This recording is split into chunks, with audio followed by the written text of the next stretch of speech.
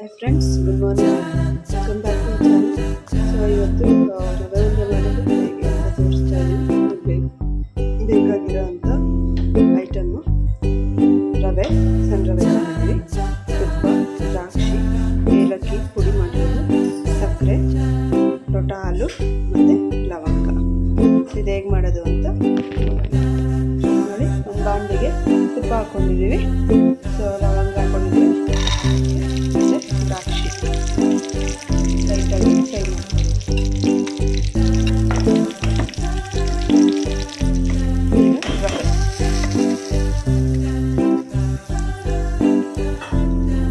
ರವೆ ಸ್ವಲ್ಪ ಹುರ್ಕೊಬೇಕು ನೋಡಿ. ಈಗ ರವೆ ಚೆನ್ನಾಗಿ ಹುರ್ಕೊಂಡಿದ್ದೀವಿ. ಸೊ ನೆಕ್ಸ್ಟು ಸಕ್ಕರೆ ಹಾಕ್ಕೋಬೇಕು.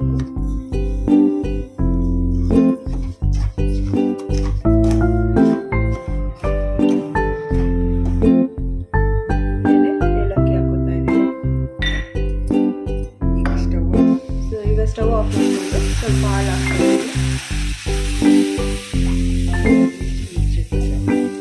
ಸೊ ಈಗ ಹಾಲು ಹಾಕಿದ್ಮೇಲೆ ಲೈಟಾಗಿ ಚೂರ್ಬಿಟ್ಟು ಒಂದು ತಟ್ಟೆ ಮುಚ್ಚಬೇಕು. ಸ್ಟವ್ ಆಫ್ ಮಾಡಿ 2 ನಿಮಿಷ ನೋಡಿ. ಹೀಗೆ ಸ್ವಲ್ಪ ಆರಿದ ಮೇಲೆ